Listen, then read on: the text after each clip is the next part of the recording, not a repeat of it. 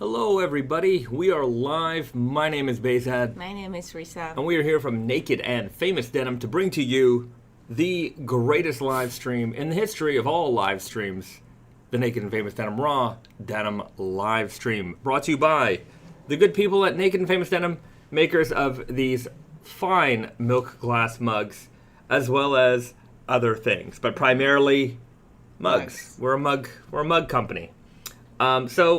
Use your mug today. Get your mug today on tateandyoko.com, and it can hold beverages and other liquids. 280 milliliter of them. Yeah. Or how many ounces? It says on that cup. 9.5 fluid ounces. There you go. So it contains liquids or etc. Maybe pens. It does contain. Yeah. It can contain. Once you own it, it's yours. Use it as you wish. But you can get these today at tateandyoko.com. All right.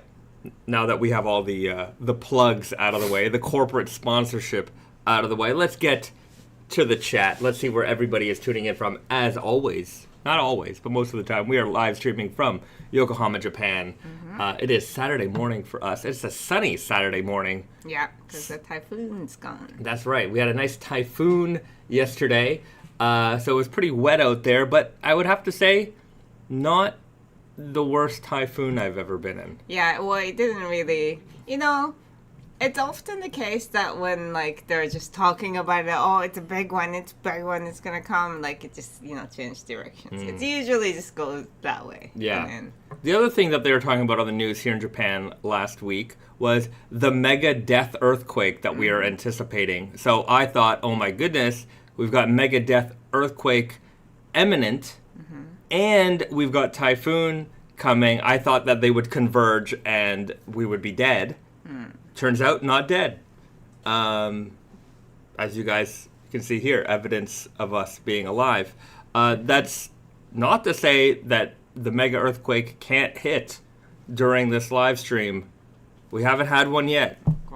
Let's see if we get one, guys. Let's see if we get lucky. The mega one? No. I do not want this happening. I don't want that one broadcasted live. Maybe a baby one's fine. My shrieking. Anyways, let's see where you guys are tuning in from. Hopefully in an earthquake-free zone. James F. is rocking the green cast weird guys today. Good to see you here. I hope you're enjoying those jeans. BD, the producer, hey, MIJ10s today and into... Hey, MIJ10s today and into hard and soft. Now, I guess you're switching them up. Sticky here in Southern Ontario.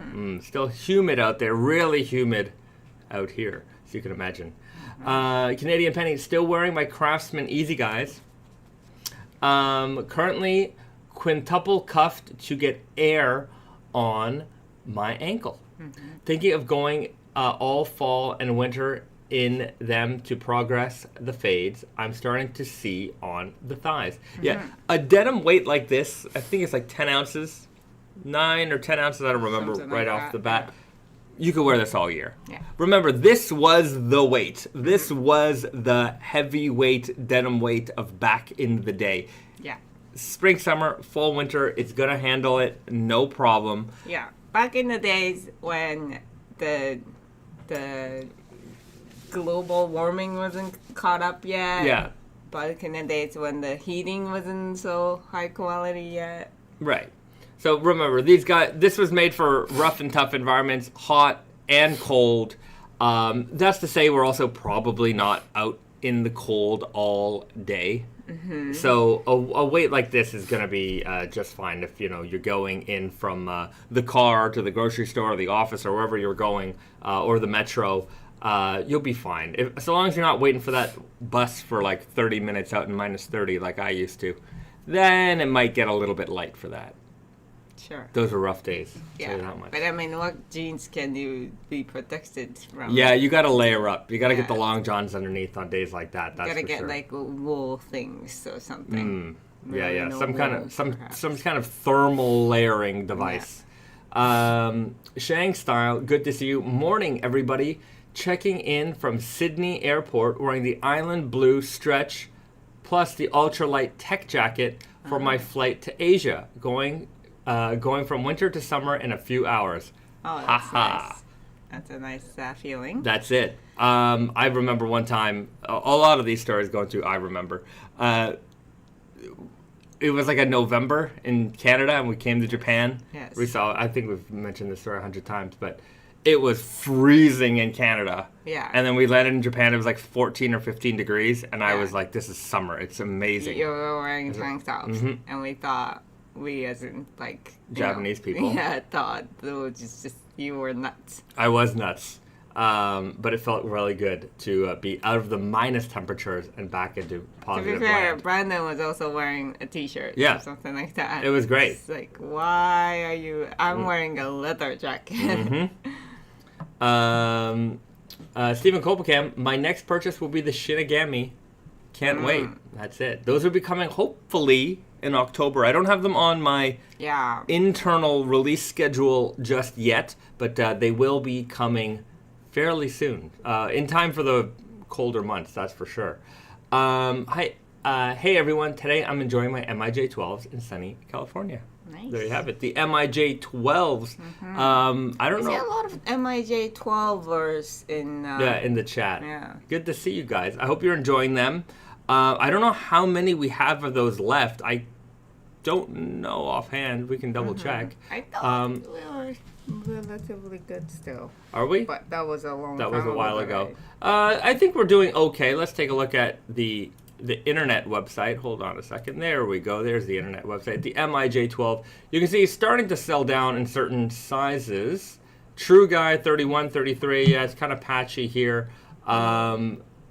And there's also the no embroidery version on the back pocket. So there's a couple of those hanging around. So I guess it depends on the fit you're after. So watch out. If you're waiting on it, don't wait too long because that is not going to get restocked. But what is going to get restocked is the MIJ10. So that's going to be back in stock fairly soon. MIJ13, that looks like it's pretty much done. So don't wait too long on the MIJs. They tend to go.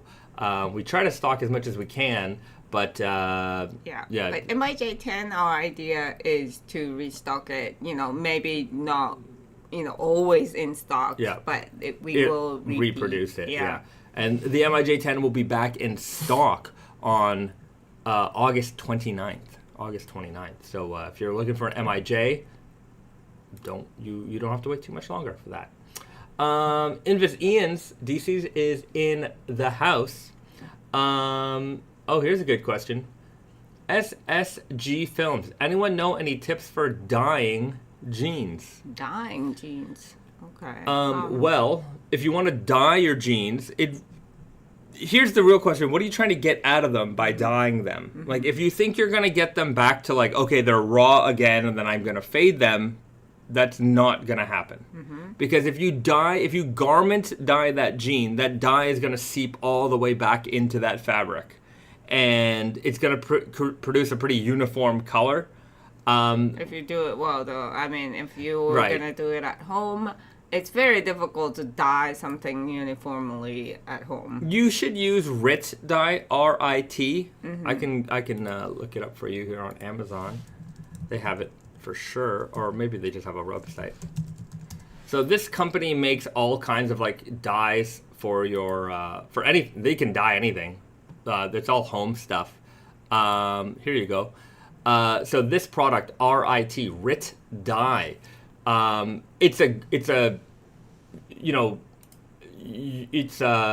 basically putting dye in a bucket like this, and then you could dye your shoes. You could dye anything. They have a lot of interesting products. Like here's, I guess maybe that's what I was thinking. More like dye in indigo or something. Yeah, that's not going to work so much. But if you use a product like this, you can go from this back to this.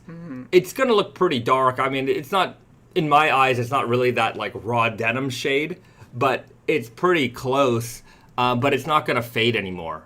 At least it's not going to fade like raw denim is going to fade. I'm sure you can get some overall fading through wash and wear, but you're not going to get those unique whiskers and things like that happening.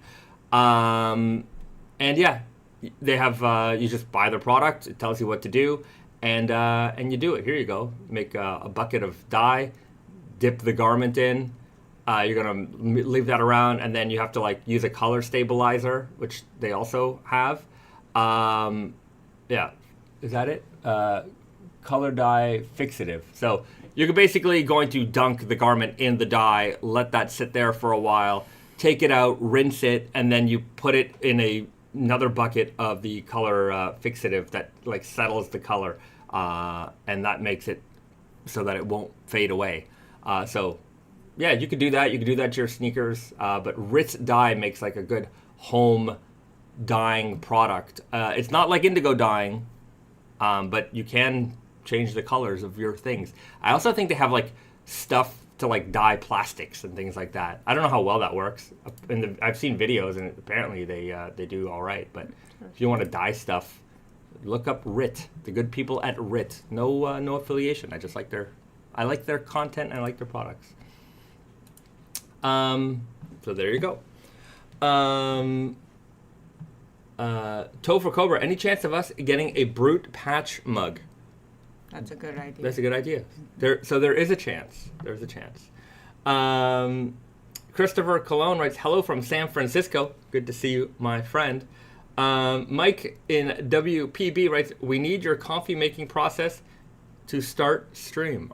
My coffee making process is putting the coffee grinds in the filter in the coffee maker. That's the coffee maker. And turn it on the machine. Yeah, well, I put the water in. Yeah, you got to put the water in. And then you turn it on, and then it does it. I used to Chemex hand pour. I used to grind the beans myself every morning. I just found that was too much work. Yeah. I did that for years. It was just kind of this morning routine. I didn't mind the pouring part. What I minded was the grinding part. It was just so much work for me, and it's just like, I am too sleepy. Yeah. I could have bought a machine grinder, but for a long time, I liked the idea of grinding beans by hand. Mm-hmm. And then I just fell into convenience, and convenience won.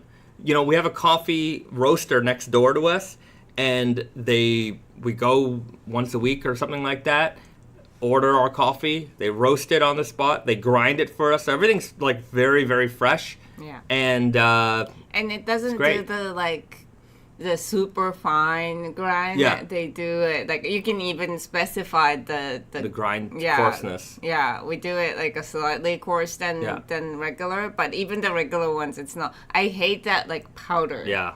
Because like mucky. Yeah. Yeah. So that's our coffee making process. I've fallen into convenience. I got that thing, and that's the Mocha Master. I would recommend that machine to anybody. They look great. Also, let's just go to Mocha Master's website. Now that we're promoting other products, maybe the good people at Mocha Master will see this, and they'll want to make a blue jean variant with us, because who wouldn't want to? Okay, so this is the Mocha Master. It's a beautiful coffee machine, as you can see. The design has kind of stuck around for decades and decades. I think they're from the Netherlands. I don't know why I said it like that, but they make a couple of different variants. 20 colors this comes in. So whatever your kitchen decor is, the stainless steel looks really cool. Mm-hmm. But they have a gajillion color options. And just 20. 20. Okay, fine, fair enough. Just 20. That beige is really nice. I really like that. Yeah, I would recommend it. They're expensive, but they're not like a crazy. I've seen espresso machines that are thousands and thousands of dollars, really crazy price. It doesn't do what the espresso machines do. That's true, but yes, it's for something that you use every day, that you see every day, you see in your kitchen, it's I think it's acceptable. Yeah, it's a pretty nice product. I think they make a quality product. They last a long time. The design is unquestionably timeless. This is going to fit into your decor anytime, all the time. And I think it's a fair product and a fair price. Oh, that's handsome. Handsome, right? Yeah. My problem is, I want all the colors. Yeah. And I just can't. That's kind of silly. I wish you could buy the parts and then just, change them up yourself. That'd be kind of cool. Every now and then, just. Yeah. There you go, Mocha Master. There's an idea for you. Or like those cell phone skin people would make Mocha Master skins. Let's do it. Let's call up the people at D Brand. No affiliations. Just talking about stuff. Okay. Francisco Michael, a question regarding the cups. Other non-liquid beverages, will it hold barbecue sauce? Not only will these hold barbecue sauce, maple syrup as well. They're very good with maple syrup. In fact, if you're a northeasterner, maple syrup runs through your bones and it doesn't just run through your veins, it runs through your bones. That's it. Maple syrup, it's good stuff. All right, I'm gonna scroll down to the bottom. If I missed your question or comment, let me know. Bunny writes, Littlest Hobo collab. No, but I do enjoy the theme song. It's one of the greatest theme songs in television history. Look it up, Littlest Hobo. It's about a little dog that kind of saves the day all the time. Oh. Old Canadian TV show. His name is Hobo? Oh, I actually don't even remember the name of the dog. Oh, so it's not the name. No, but I think they called him Hobo because he was a wandering dog. He didn't belong to anybody. He would just go from like town to town. And Yeah, I can see that. Right. Canadian Penny writes, Netherland. Netherland or Netherlands? I think it's the Netherlands. Netherlands, I think. I think the is also part of it. No, Like, some people call it the Ukraine, and I'm like, there's no the. It's just Ukraine. Yeah, but I don't think Netherlands have the. There are countries that has the, but. I don't know. Not smart. Canadian Penny writes, I really miss when my partner managed an espresso bar. We used to get free pastries and locally roasted beans all the time. Yeah, those are the perks of those kinds of jobs. I used to work at a department store, and we used to have a pretty nice restaurant and cafe. And, they had to have ready sandwiches and all kinds of like really high-end, delicious food. And at the end of the day, they used to like sell them for like $1 at the, just when we were like, cause we'd have to check out of the building, get our codes and get checked by security and stuff. And they'd have like a cart with all the food. And whenever they were like done selling the food, like you could just take it. So I would take whatever was left over. And then on my route home, there was like my usual homeless guys I knew. And I would always bring them sandwiches and stuff. Yeah, it was really. To good use. I definitely put those to good use. I remember when I left that job, and I'm like, oh, these guys are gonna miss me, because, I felt a little bad. But that was definitely a perk of the job. Shin Yip-So, hi from New York City, wearing the Japan Heritage Kasuri today. Good to see you, my friend. I'm glad that you're enjoying those. Stephen Kopelkamp, I've got the 1 cup Mocha Master because 1 cup is all I need. All right. Well, there you go. Post Leiko writes, what are the odds of a Crimson Sky Slub Stretch Selvage? Crimson Sky Slub Stretch Selvage. Was the Crimson Sky the last time you guys did an indigo over-dyed jean? What are the odds? I mean, the odds are, like, let me put it to you this way. If it's a Naked and Famous-esque jean, the odds are that it could happen. And a Crimson Sky, so that was a indigo with a over dye with a red weft.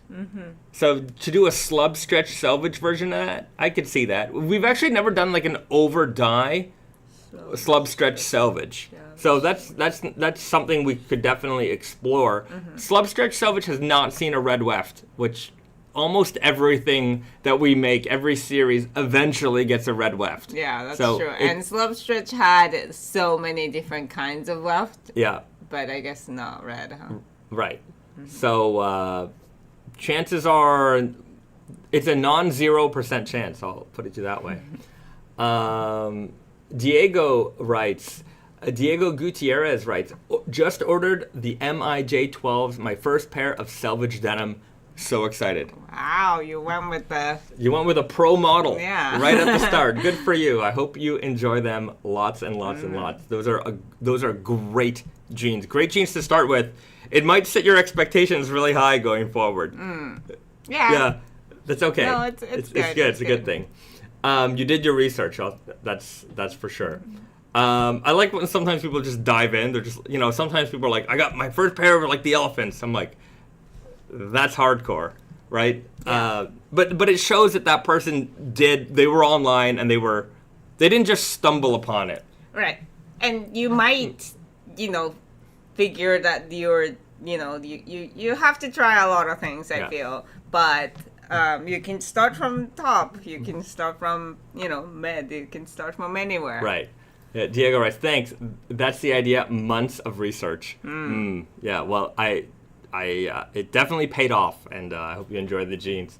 I've definitely been there where I'm just like researching for months and months and months, and I'm like, oh. Sometimes I just gotta bite the bullet. I know. With certain purchases. Oh yeah. Once you get into like, oh, I'm not just buying this today. I'm gonna like look into it. Then it just gets like, like at what point are you finished with your research? Right. Yeah, it'll never end. Yeah. And then you also like upsell yourself like 50 times. It's bad. Like my brother-in-law is looking for a espresso machine, and like we're constantly like. Yeah, he cannot make a decision. We're constantly like, oh well, this one's a good price value. Everyone on the forums like this one, but this one costs it costs more money, and like it's not really an issue. But it's like, am I going to use all these features? Probably not. This is what what the pros, like all the baristas, like, you got to get this one. Yeah. Everyone's like, no, this one's good enough. It's just like, But the espresso machine, for instance, is something you buy and you use it, and you probably, if you like it, you probably are not going to replace it. Whereas jeans are not like you can you're gonna wear for them the rest out. of your life. Like that's not going to happen. So you can have multiple jeans. That's not weird. That's true. That's true. Yeah, it's weird to have multiple espresso machines at home. If you only have one home, for instance, right. Like it's weird. Yeah. James F writes, Gagia. I hope I say that right. Every time I see that, I never know how to pronounce it. Gagia makes a solid espresso machine under 1K. Under 1K. Yeah, under 1K. Espresso machines get up there. Yes. You're always like, $800, $1,000, $1,200. Like, yeah, that's kind of like the sweet spot for like the pricing of them. You can get, but it can go into crazy price land. To be fair, like they all like they could look really impressive. Yeah. And it's a big thing of you know those Italian like beautiful with the chrome and everything on them. They're so it's like a mechanical watch or like some beautiful car. The amount of effort it takes to make that obviously is really high, and you're not just paying for the functionality of the device, but you're also paying for someone's insanity to like want to make it that good. How's like the warranty kind of world? Don't know. In that I have no idea. It's I'm sure like some consumer products are probably like year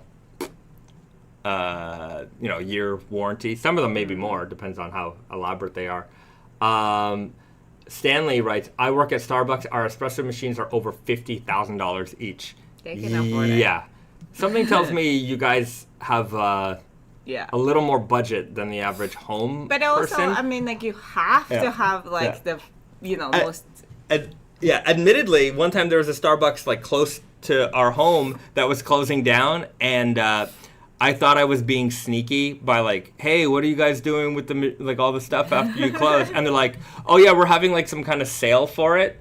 And I'm like, oh my god, maybe I'm gonna get one of their because I knew they were expensive. I didn't know they were $50,000, but I knew they're like crazy expensive, like 5 figures amount.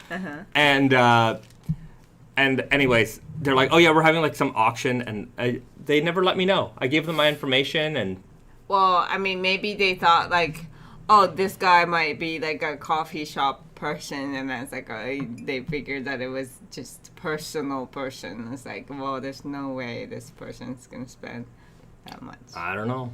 I don't know. But you wouldn't think that, like, because it's not like the business is going out, like, it's still Starbucks, you know, like, yeah, but I think they're franchised. Are they? Yeah. So they own the machines? They probably have to buy the machines.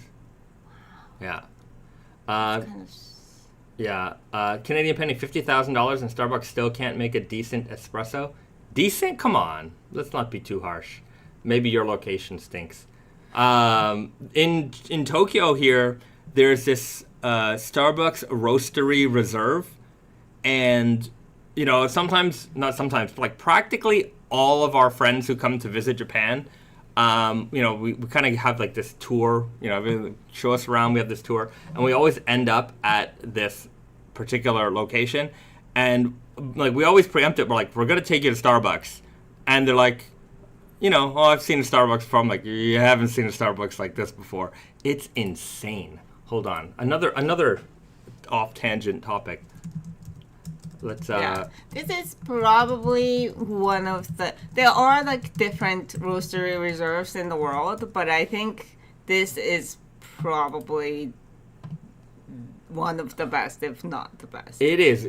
It's like a square block. It is humongous. It is humongous. Yeah. It is beautiful. Yeah. Like, beautiful. Like 1, 2, 3, 4 floors.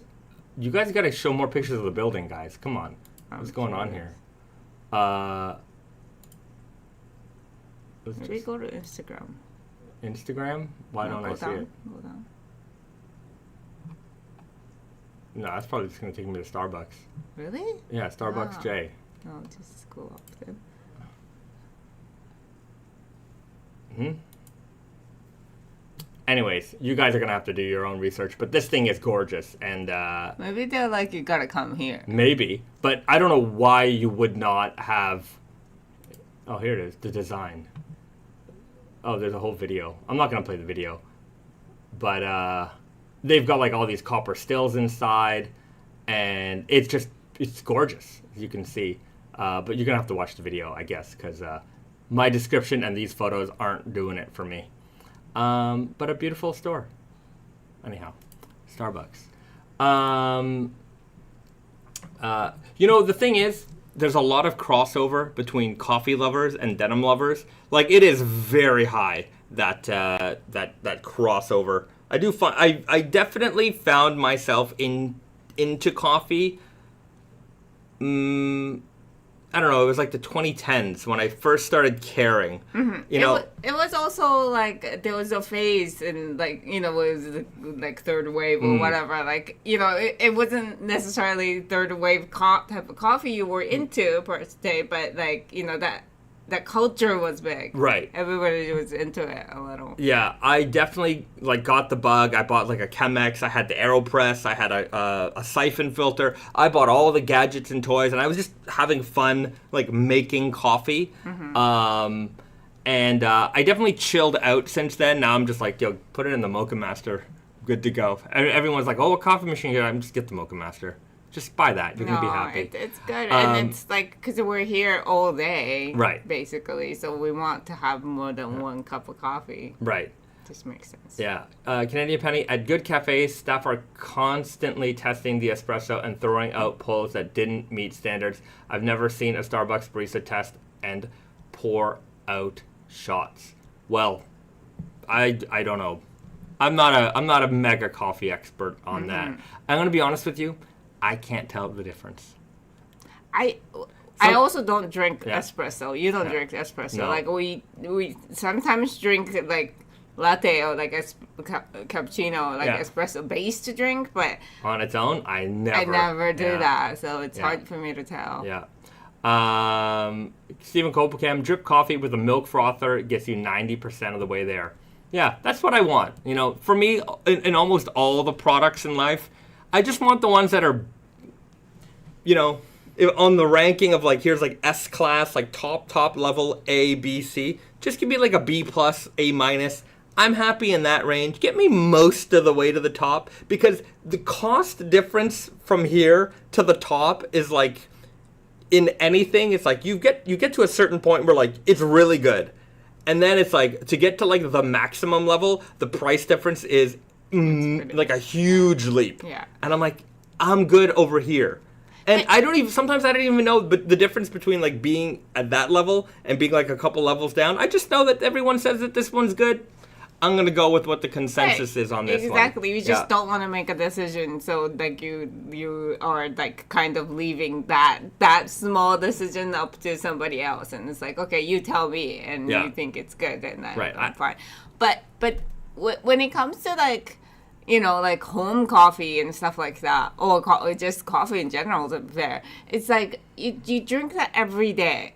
Not every, like, if you think about it, like, not every meal has to be a, Michelin starred, like, level meal, It's fine to have, like, regular meal. Sometimes it's the best to have the regular homemade meal, so, I don't know, it's I'm way, like... Yeah. Everyone thinks that there's going to be a coffee core announcement right now. No coffee core announcement, but we definitely need to do another coffee-related gene. Yeah. There's no question about it. Such a great gene. And then I think we can do a better or maybe slightly different version of that coffee dye.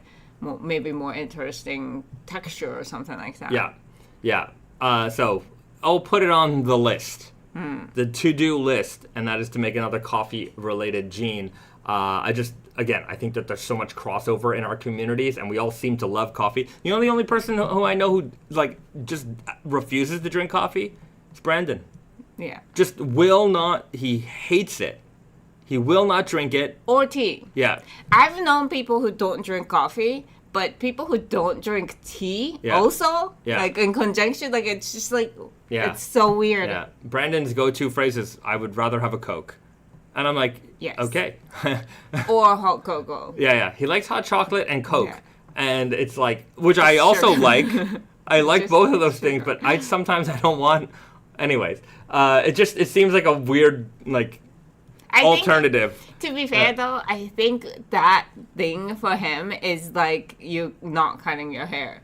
Or not drinking alcohol. Oh, right. Like, That's it's true. just like some things that you never got into, and it's like, you know what? This is my identity now. Yeah. I have a friend who's never had McDonald's. Really? Yeah. And he refuses. He's like, I've never done it. Right. And yeah, I'm just, at this point in my life, I'm not going to do it. Yeah, and I'm like, you are missing out, my friend. Like, even just the fries. Like, yeah, fries. Right. I'm like, come on. Like, but it's also amazing because that's not drinking coffee or something like that. That's not part of your childhood. But like not having McDonald's, your parents must have had the big drive. He also didn't grow up in the States. Oh, okay. So that definitely helped. Yeah. Although I mean, like a lot of the countries you can not grow up without. Yeah, I think where he grew up, they might not have had so many McDonald's. Oh, I see. But, now he does live in places where they are, and he just doesn't do it. Garrett, the Wizard of 32 Ounce, is in the house, everybody. Say hello to him in the chat. So we've got special guest Garrett here. Let's see if any other special guests join us today, hopefully. Last week we had a plethora of friends in the chat, so it's good to see you here, Garrett. Steven writes, does Garrett want coffee dyed denim? Let's see. All right. I don't know what this is. Sean writes, has anyone tried auto-calving their jeans? I don't know what auto-calving. Autoclaving? If that's a naughty thing, then I said you made me say it. But I don't know what that is, so maybe someone will. Maybe someone has. James and Kidding says, I guess you would say Brandon is a weird guy. Mm-hmm. Indeed. Indeed he is. I was thinking of coffee dyeing my Frankensteins. The fades would be crazy. The problem is, if you were to take your crew Frankensteins and dipped them in like a bath of coffee, I'm gonna go with the color won't stay. It might tint it a bit permanently. Like if you left it in there for a while and then you pulled it out, washed it, most of the color is gonna come out. Maybe a little bit of it would stay in, but like you'd have to have a pretty deep concentration of coffee to make that a viable dye. And then if you want to make it stay, you might have. I'm not up on the science of this, but you need some sort of color stabilizer that's going to fix that color into the fabric. So also, like when you say fade, like as in like you wash it, it'll go away. That's a fade. Yeah. But right. It's not gonna make marks, I don't think. Right. Yemen Wrath writes, for coffee, you need a good mordant. So yeah, mordant. So anyhow, do your research on that. There's definitely ways to dye with coffee, but it won't be as easy as just dunking it in a little bucket of coffee, I think. What's the next heavyweight denim release? John writes. Well, we've got the Elephant 13 Red Core. So let's go and take a look at that because that's going to be coming out. I actually put it on my internal production release schedule. Hold on a section. There it is. Let me just double check the date. I think we have it set for September 26th. So this is tentative. But this is based off of our production schedule, and sometimes the production schedule changes week by week. So according to the current one, if everything goes right and nothing gets delayed, September the 26th is when we will be releasing the Elephant 13 Red Core, the first color core elephant denim. So let's take a look over here. Biggity bam, that's what we're looking at. 21 ounces, super heavyweight, classic dark indigo on the outside. You've got that veg tan leather patch as well. So everything that you love and know about elephant denim. And if you're looking at this denim from just the exterior, which, you know, most of you would, if you didn't know what was going on. Or even the interior. It does have a white weft on the inside. You would think that this is just a classic heavyweight jean.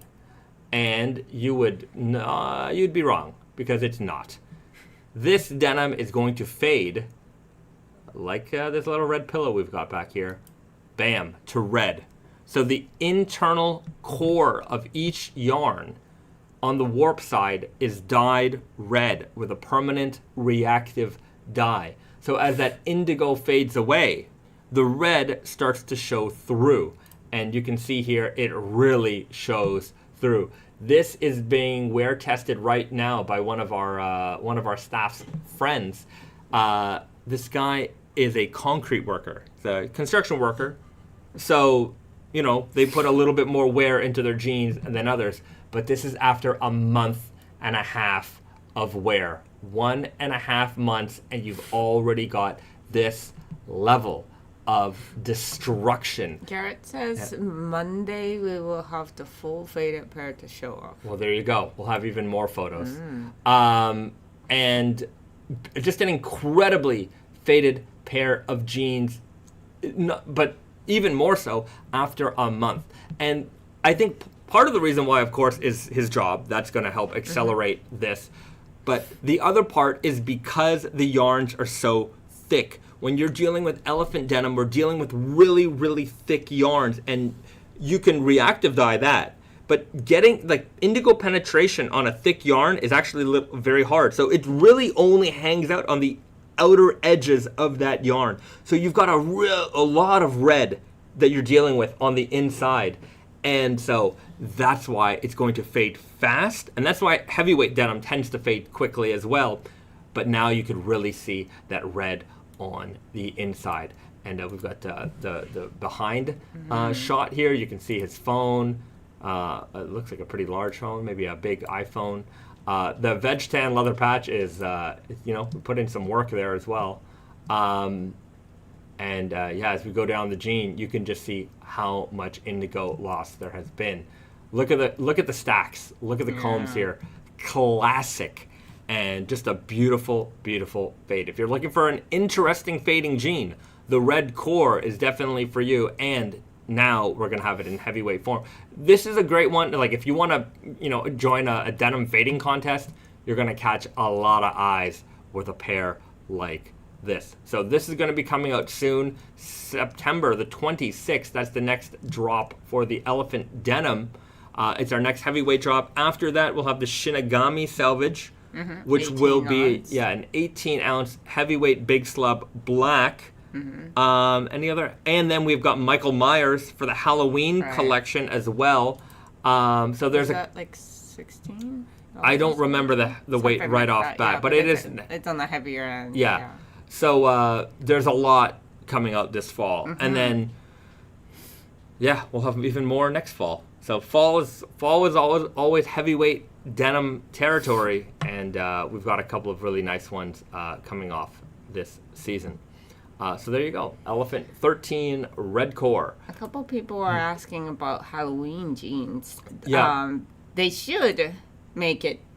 Yeah, Halloween, right? I asked Brandon about it last night. He told me they're on schedule for October release. Okay. So I've been on him on that, and I don't even have my sample yet. But we haven't he said he's. I've seen the fabric. Right. We saw the roll, but I haven't seen the finished sample yet. He's telling me it's still on track, so that's coming. Our next horror release, Halloween, Michael Myers, coming this Halloween. So we've got those are going to be a limited production. I think only 275 pairs. So I think they're going to go fast. Yeah. I think they're going to go fast. It's pretty cool. Yeah. The patch is really cool. The flasher art, it's the same art, but it's great. Let's. The pockets are great. If you're a horror fan, you're gonna love it. If you've been collecting our horror series, you're definitely going to be into this one. Rights W5 writes, what core color do you think is the best looking for fades? Red must be among them. I'm gonna go with red because I think just red and blue is like, just the way that they complement each other. I think it's pretty classic, and it just. Go ahead. I'm gonna go with white. I think white is the best. White is the best, but for color core, like if you want like a non-white, a non-white, red is pretty up there. I just like the pop that the red gives you, and if we've done blue core before, and like it's nice. Yeah. But I don't know, just the way the red looks. I'm always. Even like red weft and things like that, my mind always goes to that. The other like color that I think goes really well are like brown or earth tones. Yeah, I was gonna say brown is always really nice, and it's not like colorful. Yeah. But I think that makes it so much easier for you to wear and incorporate in your wardrobe without being very loud about it. Yeah. Brown is more subtle. Red is I'm wearing red, but that's okay. Like if I'm buying red core, it's because I want to show off. Like I'm right. This is you buy a red Ferrari because you want to show off a red Ferrari. So this is the same thing. Like I want red. I want the red to pop. I want these jeans to fade and be exciting. So we do need to do yellow-ish. We've color. never done a yellow. We've done the like yellow orangish color. I think it will be good. Okay, we'll get there. Okay, Diego, hear me out. Chain stitched Halloween patch on the back pocket. Chain stitched Halloween patch. That could be a thing. It's a lot of work. Well, if it's like it depends hand, on hand and chain stitch, it's gonna be a lot of. The Raven writes, would it be possible to do a black by indigo, so black warp indigo weft? We've done black warp indigo weft. I'm trying to think if we've ever done that before. It's definitely possible. The problem is like indigo weft, you don't really want it because you're just gonna. It's gonna cover your legs in indigo all day. Yeah, and it's gonna be very expensive. Like so, rope dyeing warp with rope dyeing weft is gonna be very pricey. Right. Yeah, and I feel like the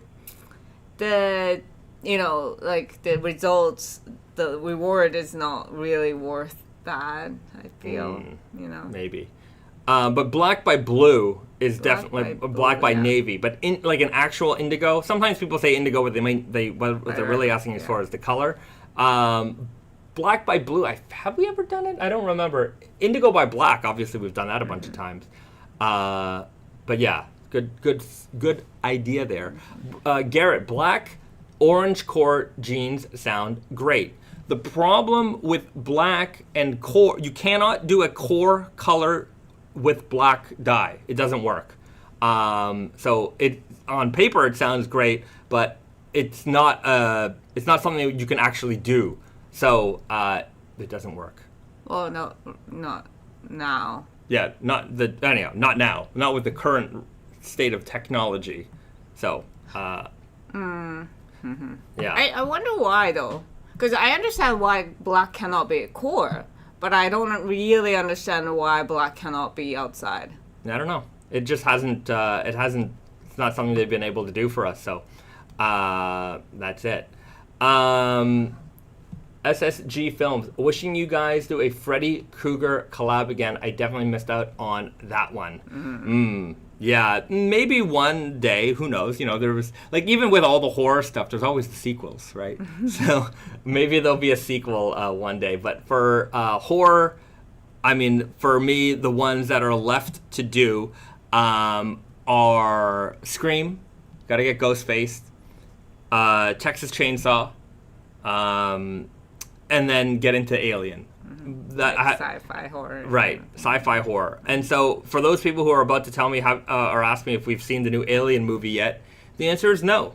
We haven't seen it yet. Any new movies. Yeah, I haven't seen a new movie in a while, but maybe we'll see it soon. I don't know if it's playing in Japan yet, but we'll check it out. We'll find out. So. Sean writes, will there be any Sashiko Gals collab? I have seen their work on Instagram. Those they're doing some good work there. I don't know them, but I think they mostly are they just doing sneakers and stuff. So those are the only ones that I've seen. Yeah, but I'm sure they can do anything. Right. But yeah, they're pretty. Their work is pretty cool. I have a friend who did some Sashiko Nike sneakers for me. Mike over at Wild Frontier. Good. You know, let me show his work off because he did some good work. Hold on. Yeah, it's something that you could also like get into yourself, and it's very inspiring. Yeah. So my friend did these for me, and so. He indigo dyed all the threads, and then he stitched them all, and then he's got a bit of sashiko here on the pull, which he also added, and then he added the pull on the back here as well. So the thing about these kinds of shoes are very handy in Japan because like this back kind of slips down easy, so you can just slip on and slip these off really, really simply. So they're very comfortable, and yeah, the orange and blue here I just think is a great combination, and he did a really wonderful job. The threads are really nice. Yeah, he's done some other sneakers like indigo dyed Converse, indigo dyed like leather Converse and stuff like that. So yeah, made in Japan Converse and stuff. So yeah, he's a Converse connoisseur, like big time, and like he really loves the made in Japan Converse stuff. You know, I was looking at them like before. I do want to try. People do say that it's more comfortable. Oh yeah, I've heard that too. I can't, even as someone who owns all of the kinds of Converse, I don't notice much of a difference personally. Yeah, it's a canvas sneaker.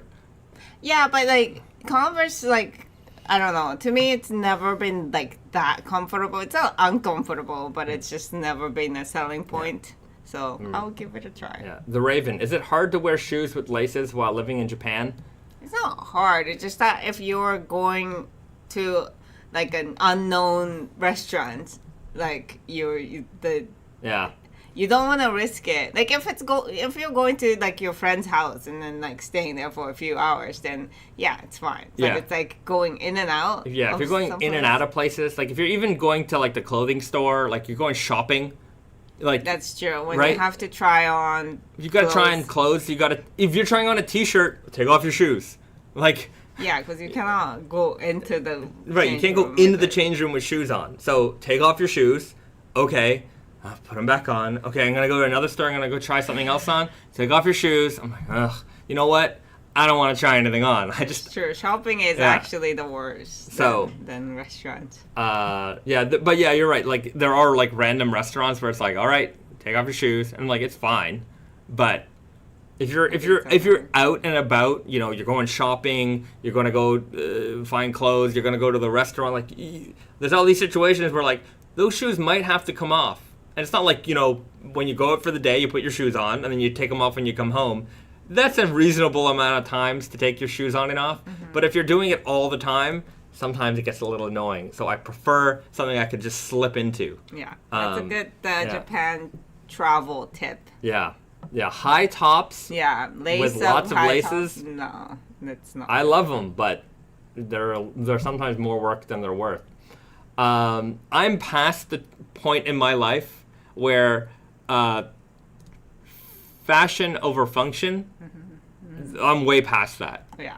I'm just so past that. Yeah, I've been past that yeah. for like 10 years. Yeah. When I was a young boy, a young lad, fashion over function, always. It didn't matter. Jeans Yeah. tight, jeans skinny, boots, Yeah. like elaborate, like 100%. bracelets and scarves. I used to look like an idiot. And I was just like, this is me. I have jingle jangles all over my wrists and stuff. And now I'm just like, nah, I'm good. But it's also that now like it's way more acceptable to like wear sneakers to places or like, you know, I feel like things are like way more like comfort oriented, not just for us older folks, but like for younger people too. Yeah. Wizard is bragging. He's humble bragging right here. He goes, Converse and PF Flyers look so cool, but they're too narrow for me. Is that a brag? Yeah, he's humble bragging. Bragging the width of his Yeah, feet. he's like, I got Yeah, giant, wide feet. wide feet. Japan-made Converse are wider. That's what they say. So maybe yes, you have. I think that's what I maybe heard, when you yeah. come to Japan, we'll go get you a pair of Converse so that you can look cool and be comfortable in your ultra wide feet. Yeah, there you go. Craig writes, "Hey Bahzad and Risa, excited for the ridiculous triple heavyweight drop. The triple heavyweight T-shirt, everybody. That's coming. That's coming. $5.93 GSM. Yes, that is like It's insane. it's insane. It's insane. Hold on, let me just show you. I wonder if this works. Was it like 17 and a half Yeah, ounce it's like or 17. something like I was that? hoping it could stand on its own, but No, it is cannot. not. But it is a Jeez. massively beefy T-shirt. So that's coming from Wonder Looper very soon. The heaviest T-shirt ever created. I'm gonna go with that. Heaviest Suriyami T-shirt ever created. I'm gonna actually try and get this in Guinness. I want to see Yeah, what the we process should- is like. Like if they're gonna ask me like for $20,000 to like, you know, I don't know what the process is at all. I don't think right? so because there have been like independent like a persons on Guinness. Mm-hmm. Maybe there's a difference between like Maybe you there's know, like a they approach registration you fee and or something? yeah, Yeah. I don't know. Who knows? Yeah. We'll look into that. So we'll see. I would like to get a badge. Just boom, right there. We'll put it on the website. Guinness record. We're Diego- gonna get so many haters when we do Oh, that, definitely, though. because people are gonna see the price. It's not cheap. Also, I'm just gonna say, it's the price of 3 nice heavyweight T-shirts. Suriyami T-shirt. That's what it costs because that's how much you're getting. Right? Like if you think about it in a volume, like you know, like when you buy sugar, right? You don't complain that the price of the bag that's twice the size of one bag is twice the size, twice the price. See, there's a difference though. Like, I'm not saying this is overpriced because it is what it is. It's not easy to make this. Yeah. But just because the weight is lighter doesn't mean that Fine, but yes, because there's knitting process is. There's a lot of factors in there, but even at a very basic, just as basic level as you can get, nobody ever says that, 1 kilogram of sugar why is 3 kilograms of sugar 3 times the price of 1 kilogram of sugar? Everyone seems to be able to make that connection. I just don't want people asking us why isn't our, double heavyweight and like our regular heavyweight, like why isn't our regular heavyweight t-shirt half the price of a double heavyweight? Yeah. I don't want that reverse analogy. Yeah, we're going to get it. It's just, again, when you get to like that point, like when you're at this level and then getting to like the top, it's the leap is it's a big leap. Anyhow. Anyways, also we should do that for 40-ounce jeans. Yeah. James F writes, more quantity would usually be cheaper. To a point, to a degree, sometimes you're going to get a small price break. Small, not tremendously big. Just ask your gas station attendant for... More quantity, you mean? Yeah. Yeah, more quantity. What did I say? More quality. No, more quantity. Yeah, more quantity would usually be more cheaper. Sometimes it's like that, but most of the time, the price is kind of like, you're buying it for the volume that you're buying it for. But yeah, anyways, if we get 40-ounce jeans Guinness certified, and if we get our triple heavyweight t-shirt Guinness certified, you could literally be the heaviest outfit. Yeah. Broom, how heavy would the triple heavyweight tee plus 40 ounces plus double heavyweight hoodie be? It would be... Oh my God. Yeah. It's like so much weight armor. over you. Yeah. But yeah, the 40 ounce definitely needs to make it into Guinness. Mm-hmm. So we got to figure out this process and start applying for them. And we'll have some official records, as Guinness can make a record. And I think they write the book on records. So... we'll appeal to them. Mm-hmm. So we'll see how we can get that done. But that would be kind of cool. That would be very cool. Yeah. All right. AM Welcome writes, do the Yagasuri jeans have a tentative release date? I do have a tentative date for October 10th. Okay, let me just give you the tentative dates moving forward, okay? Because right now, you guys know... up until August 29th. So what's happened? We just released the Meteor Selvage. That was August the 15th. Mm-hmm. You can get them now. Mm-hmm. August 22nd. So this coming Thursday, we have the all-natural Fox Fiber Selvage. Indigo by Fox Fiber Weft. Super Guy, Weird Guy, Easy Guy, and Strong Guy options. So that's coming out October 22. October 29th, we've got the MIJ10 Okayama Spirit restock. Mm-hmm. So those have been pretty sold out for a while. Super Guy, Weird Guy, Easy Guy, and Denim Jacket. In addition to True Guy for the first time in MIJ10 and the Heritage Denim Jacket style. So we've got 1, 2, 3, 4, 5, 6 options for you there in MIJ10 land. And then... just to go back one day, so that's August 29th, which is the release of the MIJ10. August 28th, we're doing our Labor Day sale. So that's not a release, but that's going to be a big promotion running on the website. So be there on the 28th if you're there early in the morning, because I'm going to be doing my magic from this side of the world. I'm talking 5, 6 o'clock in the morning. The prices are going to be live. Probably won't send that email blast out until 7 or 8 or 8 or 9 o'clock in the morning. But if you're there early, you can get in there real early. Get those picks done quick. But also, if you wanted MIJ10, you might be able to get some sales stuff, like sales shirts or things like that, right? With the purchase of MIJ. Yes. Although the MIJ10 does come out the day after. Exactly. So that's just, you got to weigh that out. Yeah. Then we're going to take a break because the sale is going to run from the 28th all the way till September the 4th. Okay?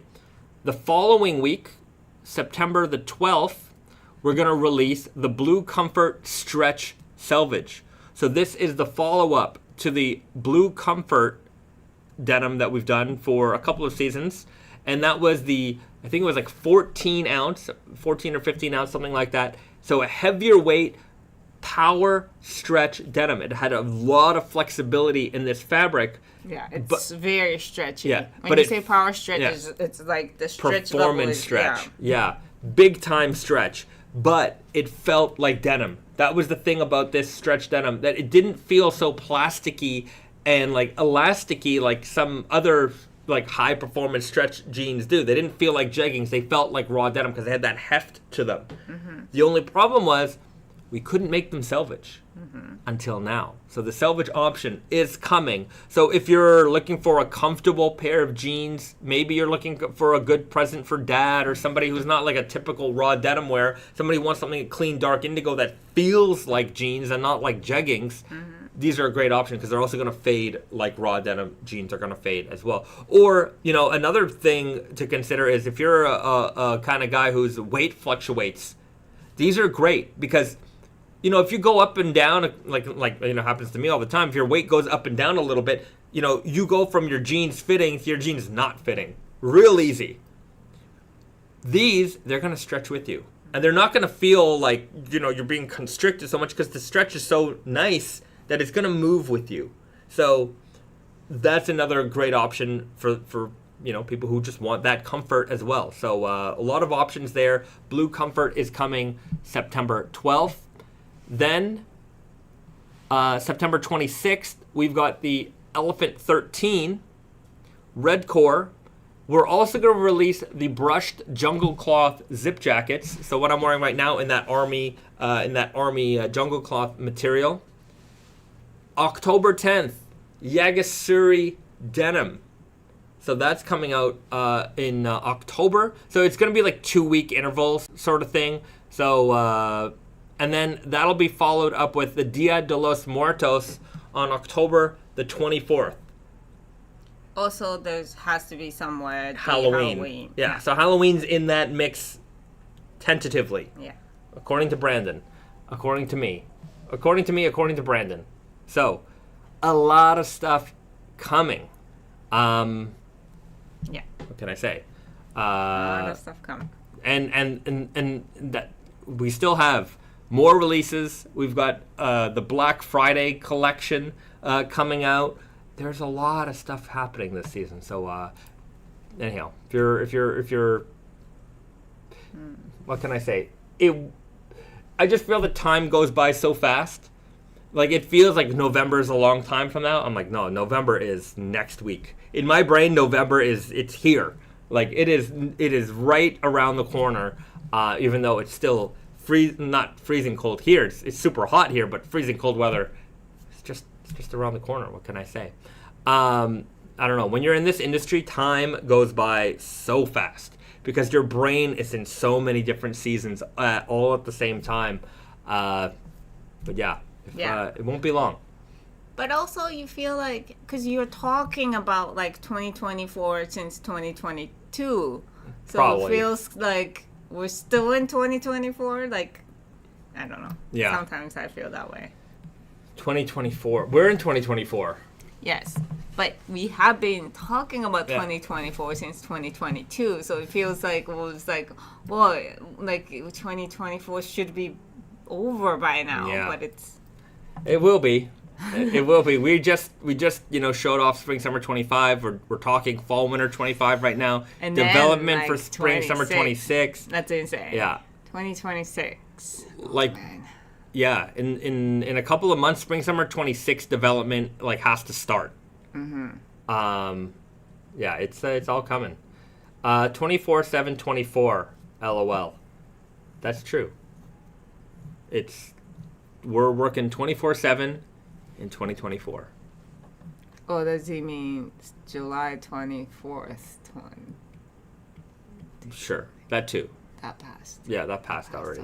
But my life motto now is 24/7/24. At least for this year. Okay. Yeah, I'm always on the grind. Every day I'm hustling. Every day I'm hustling. There's a little rap for you there. Use it. If anyone wants to clip that and use it, you're welcome to. Stuffy McGee writes, when's the Purple Core line coming back? I don't know if it's not it's gonna be the first thing that's gonna be back. Yeah. At some point it'll come back, but there's no plans at the moment. Patrick Sanchez writes, any more collaborations with other companies? I'm going to say not in the foreseeable future. Companies is in like other brands. Yeah. You know, we do the Raised by Wolves stuff every now and then. I could see us doing another one with them. That one sells really well. But yeah, I think it's just a matter of time, depending on the brand, the type of brand it is. I'd like to do a Mocha Master. Mocha Master, give us a call. Let's make a denim. Let's make a denim one of these. That would be really nice. Or Casio. I've asked them. No response. Technically a response, and they're like, we'll get back to you. And I'm just like, sometimes I'm like, I see all these like, anyhow. I'm like, well, what's the problem here? I don't know. Like, they do all kinds of collaborations with small and big brands. I see it all the time. And I mean, I'm sure it's just, it has to do with like knowing the right people or approaching with the right, you know. I got to get the right person. Yeah. Clobber Online says, yes, Seiko. Seiko would be cool. I'd like to do, I always say I want to do a Fostex one, just because I would like to get like some kind of indigo wood headphone. But I've never reached out to Fostex. I should, but I've never done it. But yeah, they're like some of those kind of products I would like to do collaborations with, just because they're a little, a little different. I'd like to put a denim spin on some kinds of other products, and I think that would be kind of interesting. There was somebody else I think we talked about collaborations a little bit. They were talking about brands earlier, and somebody said like an A24 collaboration. They don't answer my emails. I've tried that one. How do we collaborate with them? Like, they do a lot of cool merch. Oh, the merch, yes. And I'm like, I proposed an idea to them to do like a denim, like a jacquard selvage ID for something. I sent them an email. I showed them like some of the other movie stuff that we've done. Like, we could do something. Like, I don't know what we could do for what property, but we could do something. Nothing. So, hey, people at A24, I know you're watching. It's obvious that you're watching. Give me a call. I'm easy to reach, and we can make some cool stuff. And I think everyone here would probably like the kinds of stuff that we do. So there you go. There's my pitch. Brandon writes, sorry, just joined the stream. Don't say sorry. Whether you're here now or you're here at the beginning, you're here at the end, or you're here on the replay, or you're watching this 5 years from now, thank you very much for joining the stream. And we're going to thank you so much for joining the stream by asking everybody to like that you just joined this stream. Don't do it for me, but do it for Brandon here, who just joined the stream. So everybody, hit the like for Brandon and show him how much we appreciate him for joining the stream now, or anybody who has joined the stream at any point in history. Hit the like button for that person. That's a like for you too, by the way, guys. So we're sharing the likes with everybody. Okay. Steven writes, please make a plaid flannel with green and brown fox fiber. There will be more fox fiber tops. Don't you worry. Leighton writes, thank you guys for the stream. Well, thank you for joining us, as always. VD writes, hit that like and your next coffee will be the best. There you go. Well, there you go. Diego writes, like a horror A24 denim. It could be cool. It could be cool. I think that would be, I think they're the hottest company going around right now. So seems that way. Anyhow, maybe that's why they're not answering my calls. I'm sure they get approached a lot. They're like, who's this guy? Whatever. Maybe when they're on the downfall, we're gonna catch them. I got my MIJ12s the other day, and I'm so in love with them as I'm wearing them tonight. Well, Andrew, I'm glad to hear it. Wear them in good health, my friend. Denim camera strap anytime, Sean writes. That could be a thing. We definitely have a lot of photographers among the staff. That's true. So, also, when we were hanging out in Montreal, Terry was like showing us a whole bunch of like little ideas that like we can make. Like he's made some like keychains like with like denim scraps, and obviously like these things are like for his personal consumption and stuff like that. But like one of those things could become like a little product line. I think if Terry made them, it would be better. It would be better, but Terry is one person. Yeah, Terry's one guy. Yeah. But so, but it's like Terry produced like a line of little like denim accessories. Yeah. That'll be fun. Yeah, I think so. Philip writes, do you attach pics of past horror collabs when you reach out to new companies like A24? Yeah, we usually show them like our work. So it's not just the horror collabs, but our work in general. So our main line, our collaborations, the kinds of things that we can do. Like for example, like I put a deck together yesterday for another company that we're approaching, and we were just showing them like, here's all the kinds of special things that we can do. This is what we can do. Like here's an idea that we have with what we can do with your properties, and they'll give us the okay or the no K or sometimes no K. No K means no. No means no. Yeah. Sometimes it's a no with a goodbye and good luck, and sometimes it's just a goodbye. What? So after 15 years, goodbye and good luck? I don't recall saying good luck. If anyone gets that reference, you get a gold star. Okay, Steven writes, when you run out of Halloween ideas, can we start doing VS like Freddy vs. Jason or Alien vs. Predator? That when you get into VS land, you get into the same problem that the movie studios get into when they try to make them, and that is when you're dealing with multiple licenses, you're dealing with multiple license agreements, and how number one, they don't like it. They don't like doing that. And when they do it, you'd have to have characters displayed a certain way, and then you're just dealing with like, well, you can show this character like this, and you can show this character like this, but you can't have like, Yeah, because the movie's made with those two characters doesn't mean that there's only one like standard of license that you need to follow. Like the separate licensee have separate sets of rules. Mm-hmm. It's just not fun. Yeah, I can imagine.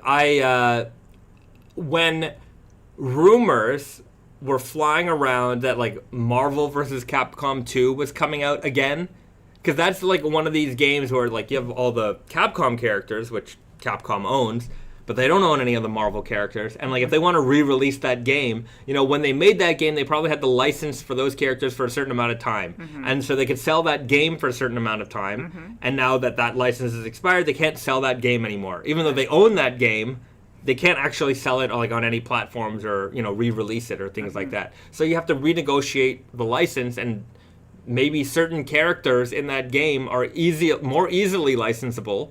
But some characters aren't. And because like Marvel is this big company, like having Wolverine is probably different than having Psylocke, right? It's not just an X-Men license. It's probably like you probably have to license each character. Mm-hmm, mm-hmm. And so that gets very complicated. And so when there was rumors of that coming out, we've reached out to Capcom like, we hear this game might be coming out again. If it is, can we hop on that license somehow and make a Marvel vs. Capcom like Gene? Because that would be so sick. They did not get back to us on that one, but that would be another, like if we were to redo Street Fighter collab, boy would I love to do the versus collab. Mm-hmm. I love like the versus games really. Like, I love Street Fighter 2, but the versus games, I got so excited for those versus games. I played a ton of them. Mm-hmm. I'm way better at Capcom versus SNK Capcom vs. SNK 2, Marvel vs. Capcom 1, than I am Marvel 2, Marvel 3. Marvel 3, I am better at than Marvel 2, but when Marvel 2 hit, the insanity level just went to 1,000%, and I'm like, there's so much going on here. I cannot keep up. And especially now that I'm old, my fingers cannot. I can hardly play like combo heavy games anymore because my fingers are just not. I just cannot keep up with it. They're too fast. Muscle memories are. They're there, but like I cannot do it quick enough anymore. I'm too old. Or it's just that I'm very out of practice. So, like, it's going to take me weeks just to, like, be able to do them again. I would imagine your reaction time slows down as you get older, too. Yeah. So, yeah, I would love to do versus collabs. Whether it's not so much that it's up to me anymore. It's so many layers of difficulty there. It's a lot easier. I would say that Freddy and Jason might be easier because they're both owned by Warner Brothers, but even then sometimes they don't like mixing stuff. Like Warner Brothers owns Mortal Kombat, which is why we did a lot of Warner Brothers properties because we had an agreement with Warner Brothers. And like that's why you see some of these characters like showing up in the Mortal Kombat games. Like you'll get Freddy, you'll get Jason. There's Terminator, T-1000. Like all these characters end up showing up in the Mortal Kombat games every now and then because like as a whole, Warner Brother owns the properties, and like even though like it might be a separate team who might manage each one of those properties, I guess they're just a little bit more lax when it's an internal project. But externally, they might not like these character combinations. Although Terminator 2 would also be holy grail level collaboration. That would be a really high one for me. That would be standing on its own. So it's probably doable. Yeah. Definitely. Maybe after the horror series, it's like action movie series. Predator, Terminator. I mean, they're all like Arnold movies, like Last Action Hero, True Lies.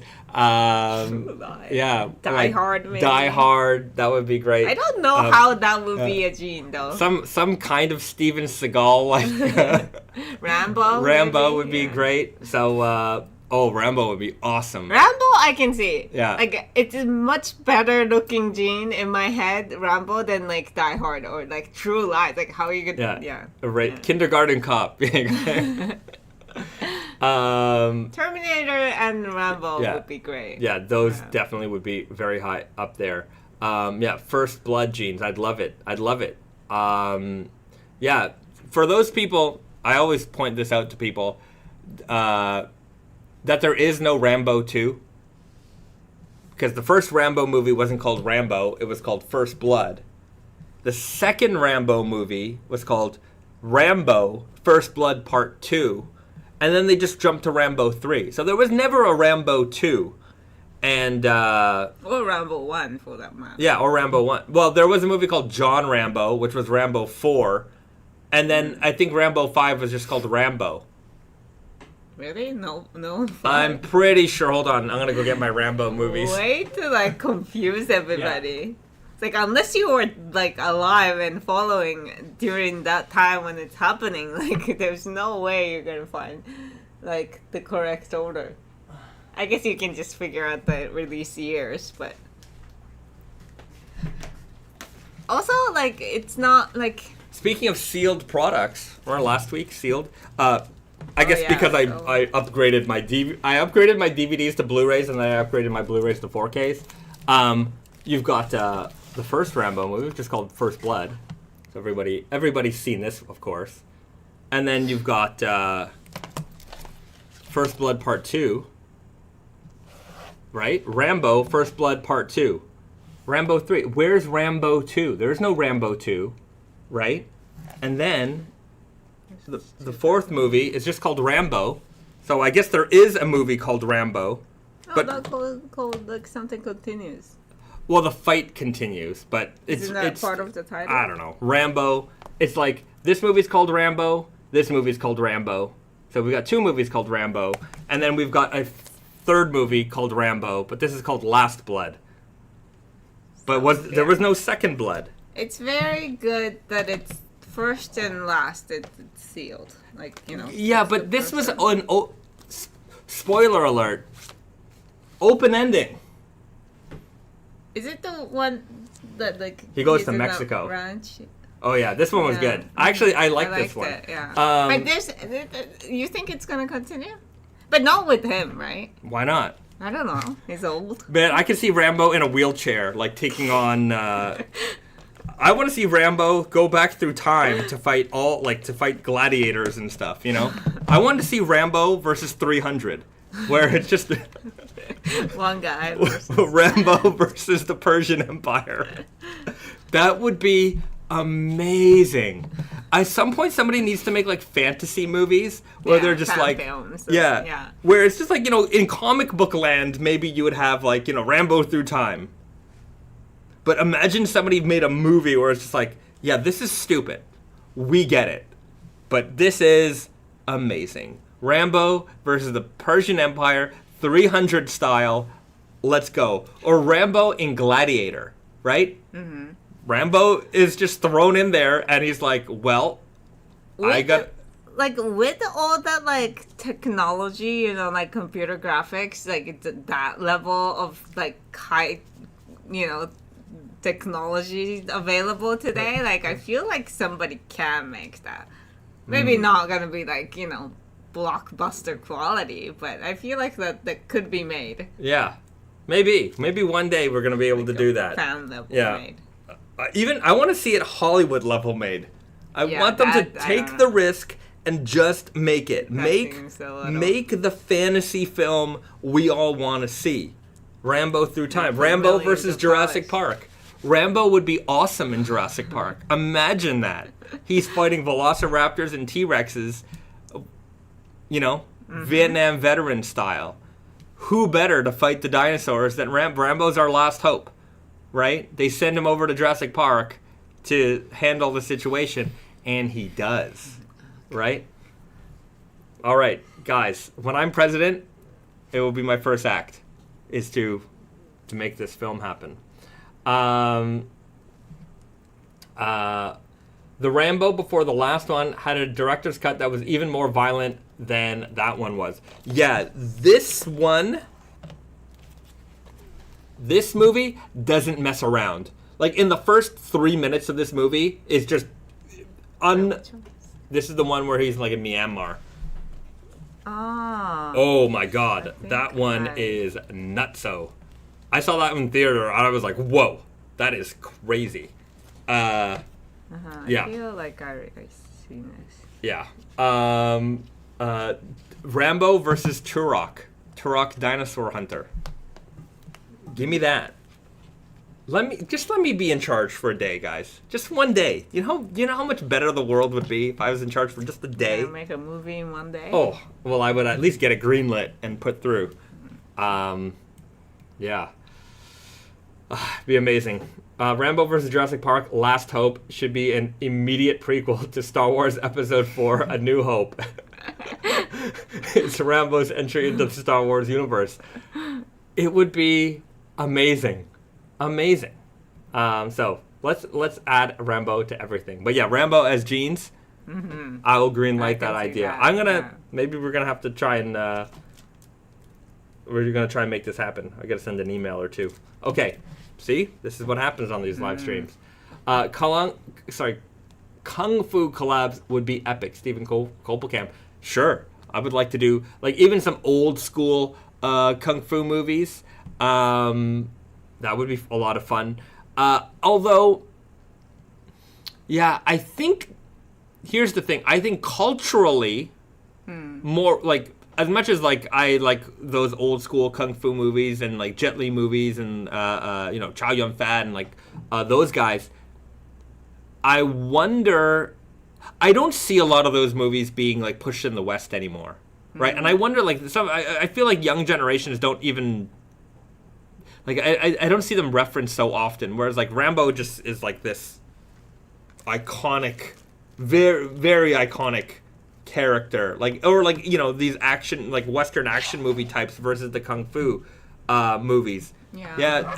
I don't. For some reason, the kung fu movie has seemingly lost its grip on Western culture. There was always like a new, Jackie Chan or Jet Li movie on the horizon for a while, and we haven't seen that in a while. Like if you're really into like action movies, maybe you saw The Raid or you saw like Ip Man. Those movies were really cool. The Raid is really cool.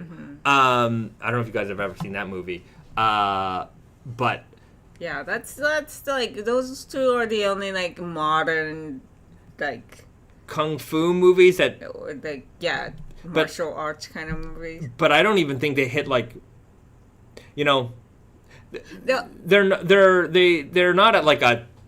You kind of had to know those movies. Ip Man maybe it was way more popular than The Raid. Yeah. Jack, random idea, but can you do a Tekken gene? Tekken is certainly possible. It would be an idea there. Yeah. Donovan writes, was Kung Fu in the theater like that, or was it in the circulation of VHS that popularized them? I would say that Kung Fu movies earlier were more of a VHS kind of thing. Like your rental store might have had some like, Jackie Chan movies dubbed over. Right, but then it became the Hollywood. Yeah. When Rumble in the Bronx hit, that's when the West was like, okay, Kung Fu movies are cool. Like we have an appetite for these. But before that, it was definitely the video store junkies who were like, okay, I know who Jackie Chan is. I'm watching all these old Kung Fu flicks. Let me get I'm really into them. But it was certainly more niche. When Rumble in the Bronx hit, that's when it hit mega mainstream. Clobber online writes, Enter the Dragon, the most well-known. Enter the Dragon, absolutely. But that was, the 70s. So a big, from the 70s until like Rumble in the Bronx, I think Kung Fu movies in the West did not have much prominence. And you had a lot of like American Ninja and like, these kind of schlocky, like Western, like, very B movie quality films. But the high production value films really came out after Rumble in the Bronx, and like they even started dubbing over some of the old Chow Yun Fat movies into English and started re-releasing them. And they also started re-releasing like older Jackie Chan movies in the West under different names. Like Police Story 3 came out as Super Cop, and like we didn't even know there was a Police Story 1 and 2. We just started with Police Story 3, not even realizing it was the third in the franchise. And like, Ninja Turtles, somebody in here mentions Three Ninjas. Yeah, Three Ninjas is like Home Alone and Ninja Turtles put together. I've never seen it. Yeah, it was a children's like movie. I definitely watched it. I watched it a bunch of times when I was a kid. The third one has Hulk Hogan in it. Oh. Yeah. Makes an appearance in a lot of things. Yeah. But yeah, I mean, I do remember like that like excitement of like seeing all these like different, culture in the Hollywood. Like, somebody mentioned Matrix. Like, Matrix is like, it had nothing to do with like, Chinese culture or anything like that, but it did. It was influenced big time by, Hong Kong, like action and kung fu movies. Right. Like the gunplay in The Matrix is like a John Woo movie. That's what it is. Yeah. But yeah. And maybe the last big martial arts movie, I'm gonna credit to like Kill Bill. Right. Kill Bill was the last like big one, and since then. Was it the last big one? Yeah, I'm crediting it. I remember there was a movie called, Everything Everywhere All at Once. Right. And we haven't watched that. Fair enough. I haven't watched it, but that was a big one. And what else was a big one? Kung Fu Panda. Yeah, Kung Fu Panda. yeah. Or Kung Fu Soccer. Oh, is that called like that? There was a soccer one that was really big. I don't remember that. Anyhow. Well, there's Crouching Tiger, Hidden Dragon. Yes. That was like... But that was, I think, before Kill Bill. I think so, yeah. Like, the last Shaolin Soccer. Yeah, the last 20 years, I feel, there's been a bit of a drought.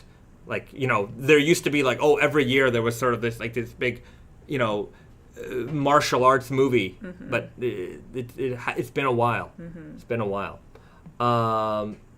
And, Clubber Online writes, Big Trouble in Little China is Mortal Kombat. You know what is Mortal Kombat? Enter the Dragon. If you've ever watched Enter the Dragon, the first Mortal Kombat movie is basically a remake of Enter the Dragon. I've never watched the Mortal Kombat movie. Yeah, but it is the same movie. Interesting. And that's why I love it also. Mm-hmm. You go to this island, you're going to have this martial arts tournament. It's great. The Ip Man films started out pretty solid. I agree. I think those Ip Man films are really good. I enjoyed them a lot.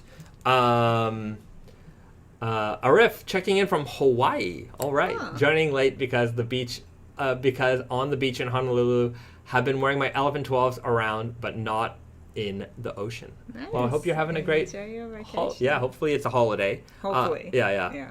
If not, it sounds like a great place to work. Also, love Hawaii. Good to see you, my friend. Wizard of 32 ounce Garrett says Twilight of the Warriors just came out and it's really good. Is that a The Warriors and Twilight collaboration? That's a weird collaboration. That would be great if the Warriors found themselves in the Twilight series somehow. Like a vampire warriors. That would be great. Warriors. I have that on HD DVD. The Warriors. I don't even have it on Blu-ray. I only have it on HD DVD. I should probably get a Blu-ray version of that at some point. Arif writes, holiday for sure, only 4,000 kilometers from Japan. Work would kill my off. I didn't come back. I guess if he doesn't go back, work's going to get him in trouble. Mm-hmm. Only 4,000 kilometers away, Hawaii. It's not, it's like a 6-hour flight. Multiple flights daily. Kilometers. Oh, Come and visit. Mm. The Warrior series from HBO Max is really good. Oh, I didn't even know they made that. All right, well, there you go. BD writes, a Terminator anime drops on Netflix on Judgment Day. I've seen the trailer. Mm-hmm. I'm going to put it to you this way. I'm critical of things. Bahzad's hating. It's his hater's ad. I watched the trailer. The trailer did not feature the dun. Okay? If you're making something Terminator and you didn't secure the license for dun, something tells me something's going to be lacking. That's all. That needs to be there. That intro music, just you got to catch me with that, and you didn't catch me with that, and I'm gonna go with I don't know. Yeah, there are some things like the iconic music with movies. Yeah. You can't have one or the other. Yeah. Steven writes, the Terminator anime can't be worse than the past few films. Oh, it can be. The Terminator series has not been great as a series. 1 and 2. 2 is one of those rare cases where the sequel is better than the first. Absolutely is better than the first. And everything else, Terminator 3, I'm fond of, just because the time and era it came out in. I don't remember Terminator 3. But everything else has been a what the, especially the last one. The last one. Oh, is it when the lady comes back? The Terminator is a curtain salesman in this one. Spoiler alert. Oh. Yeah. So, I don't know. I don't remember anything. Yeah, don't worry. You're not missing out on anything. And then, Yeah, it's just not been the best. I'm hoping at some point they can turn it around. You know what? I'm not even hoping for it because I can just enjoy Terminator 2. Yes, exactly. As is. Yeah. And the beauty, For a new one. yeah, and the beauty of the Terminator series, I'm gonna say, is because it deals with time travel and all this kind of stuff, you can retcon everything. Anything that has happened, you can be like, well, it didn't happen in this timeline, right? And so those timelines didn't happen, or they happened, but it doesn't matter because this is the timeline we're working on. So that's the best part about that. Yeah, like nowadays, like we just, we know which movies are supposed to be really, really good, but we don't want to watch that unless like we can focus on that movie. And so like none of the past few years good Films? movies Yeah. we haven't watched. Yeah, it's been a while. It's we gotta catch up at some point. We do. James and Keating writes, guys, I've never seen Terminator 2.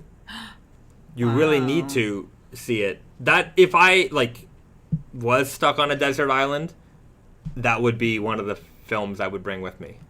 All right. I would bring Risa with me. Would I bring if I had to be stuck on a desert island? Would I torture you? I'd be like, no, I'd rather you live a nice life, not dead on the island with me. That's a tough one. But this is your life now. Then you're coming. Yeah, you gotta. Yeah, you're coming. Sorry. I would rather live on a desert island with you than without you. And then you're definitely coming. It's gonna be painful. We're gonna have to eat a lot of coconuts. I don't even like coconuts. See? But I do like fishes, so you just have to catch shrimps. Go spear diving, spear fishing. Nay Mune writes, saw the new Alien movie yesterday. No spoilers, but 8 out of 10. Oh, all right. Right. I from the trailer it looked great. So I have high hopes for that one. I definitely want to see it. Hopefully they have it in that premium movie theater here. I would go and see it there. There's this awesome premium movie theater here in Tokyo. I've talked about it. It's got like a lounge before you get in. It's great. It's like business class. It's fantastic. A ref writes, Time Cop with Jean-Claude Van Damme. I was watching a Van Damme movie the other day called Breakin'. And if you've ever watched Breakin', you'll notice Van Damme is an extra in that movie. And it's great. I was watching that Olympic. By the Olympic and I'm like, I gotta wash my brain of this terrible performance and watch some awesome breakdancing. And then we watched Breakin', and then Breakin' 2, Electric Boogaloo. Way to go, Australia, and your awesome performance in the Olympics. You will be remembered forever. You'll be remembered forever. I think so. BD, just watched Time Cop the other day. Still good. What's the one with Van Damme and Dennis Rodman? Is that Double Impact? The poster for it is awesome. Hold on, we got to pull up the poster for it. Because if there's anything 90s, it's this poster.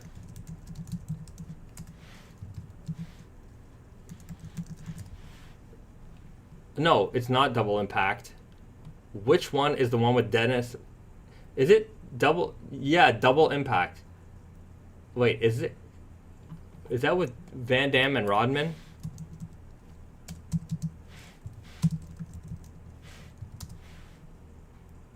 Double team. Okay. There it is. Hold on. That's the poster there. Not big on the screen, but the color, everything. Dennis Rodman's green hair. It's fantastic. Go watch that this weekend. Go watch Double Impact and then Double Team. And, I like that they've had two posters. Yeah. One is like Dennis Rodman focused, and the other Van Damme. Yeah. Maybe it's like a different regions. Yeah, I guess so. Rodman, Van Damme, together at last. That's all I have to say. It's great. It's wonderful. Hey, everyone in here corrected me. Double team, right? Okay, I want a Lost Boys collab. just for the random shirtless saxophone player jeans.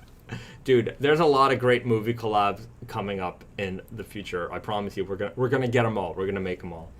One thing that I didn't do last week, and even though we talked about it briefly, was show off the MIJ 14, which I have right here. Yeah, so this one's hoping for spring delivery. Yeah, and for those people who don't know, 14 is French for the Japanese number Juyeon, which is the Japanese for the English number 14. Let us know how to say 14 in your language in the chat below. All right. MIJ 14, everybody. So this is it. This is the...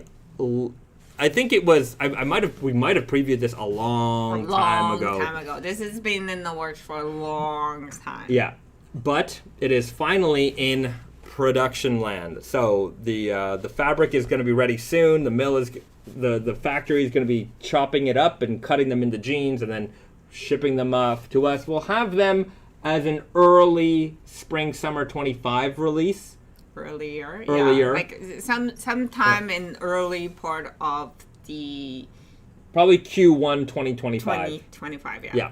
So weight wise, I believe 11 ounces.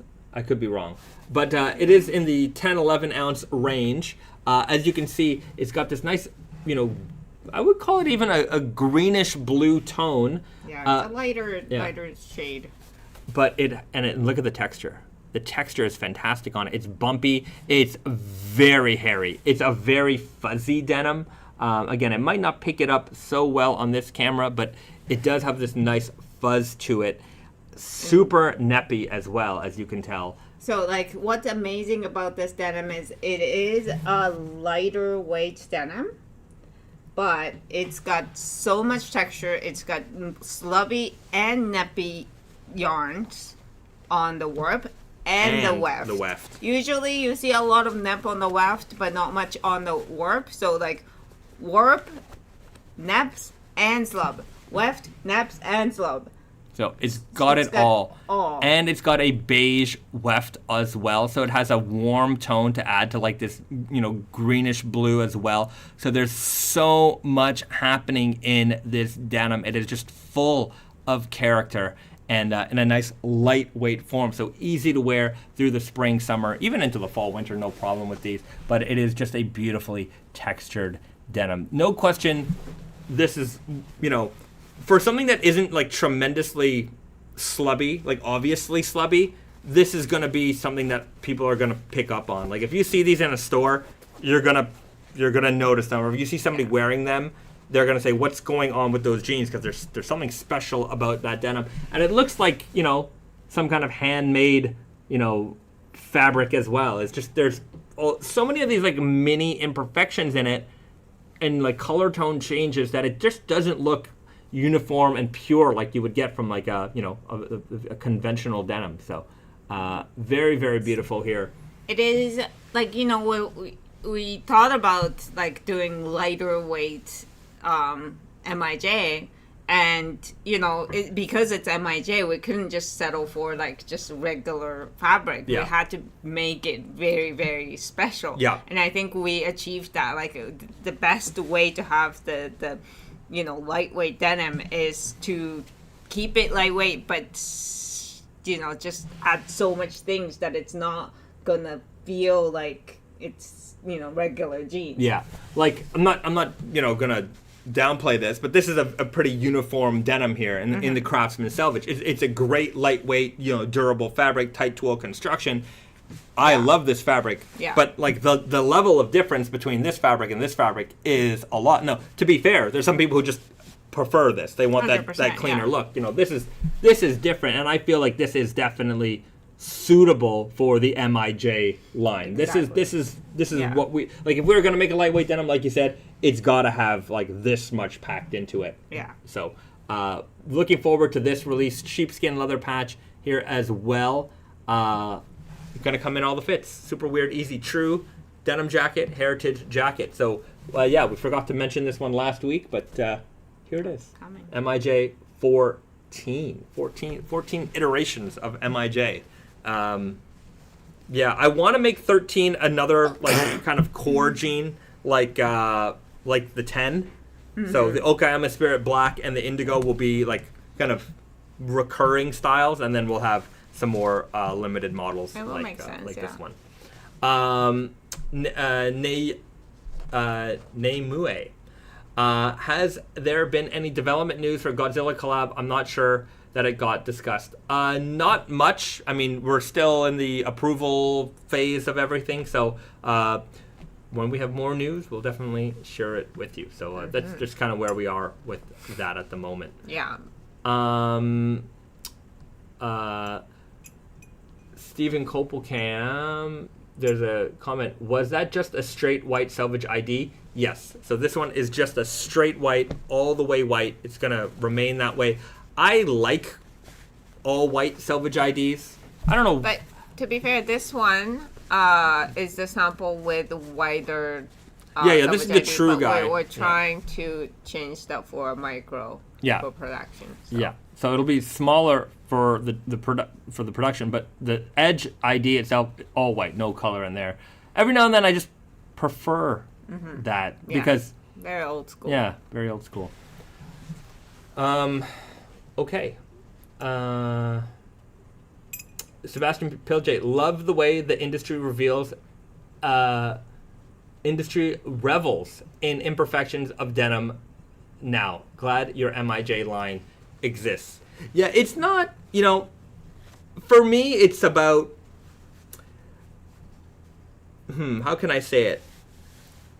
The natural things in life tend to be the most beautiful things in life, and when you're making denim, you can make it perfect, clean, smooth, high quality, but you'll lose something in that, sometimes when things used to be made, they didn't have all that technology and they just had to, make with what they had, and what they had was good for the time and fine, and, as those things change over time, you lose all those qualities that may feel like imperfections. At the time, people didn't really see this as an imperfection. It was just part of the way they made denim. That was it. But as time moved on, they wanted to change things, and those big changes ended up changing the entire industry. And then you lose this kind of stuff. You lose this quality.